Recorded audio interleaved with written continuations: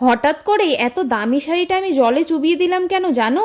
কালকে যেতে হবে হনুমান মন্দিরে, তাই আধোয়া জিনিস পরে তো যাওয়া যাবে না, তাই আমি এত দামি শাড়িটাও ধুয়ে দিলাম। এত দামি শাড়ি না পরে অন্য কোনো শাড়িও পরতে পারতাম, কিন্তু এই শাড়িটা যা সুন্দর লাগে না। পুজোয় এই শাড়িটা পরে ভিডিও করেছিলাম, তোমরা সবাই অনেক পছন্দ করেছো, অনেকেই কমেন্ট করেছো যে এই শাড়িটা আমি অনলাইন থেকে নিয়েছি। আমি কিন্তু এটা অনলাইন থেকে নিইনি, এটা আমি অফলাইন থেকেই নিয়েছি। তোমাদের দাদাভাই একটু কালী পুজোর প্রসাদ এনে দিয়েছিল, তাই সকাল সকাল খিচুড়ি আর পায়েস দিয়ে খেয়ে নিলাম। বাড়িতে একটা ছোট বাচ্চা থাকলে কত জামা কাপড়ই না বের হয়, ধুতে ধুতে আর শেষই হয় না। জোনাকি কমেন্ট করেছে, আমার নামটা নিও আমি গো দি, আমার নামটা নিও, আমার নাম জোনাকি। আর কার কার নাম নিতে হবে কমেন্ট করে জানিও তো। আর কে কোথা থেকে আমার ভিডিও দেখছো একটু কমেন্ট করে বলে যাও। তোমাদের সাথে কথা বলতে বলতে আমার কাপড় ধোয়া হয়ে গেল, তো আমি এখন ছাদে চলে আসলাম কাপড়গুলো মেলে দিতে। তারপরে দেখছি সকালে যে কাপড়গুলো মেলে দিয়েছিলাম সেগুলো সবই শুকিয়ে গেছে, তো সেগুলো উঠিয়ে ঘরে রেখে দিলাম আর সব জামা কাপড় মেলে দিলাম।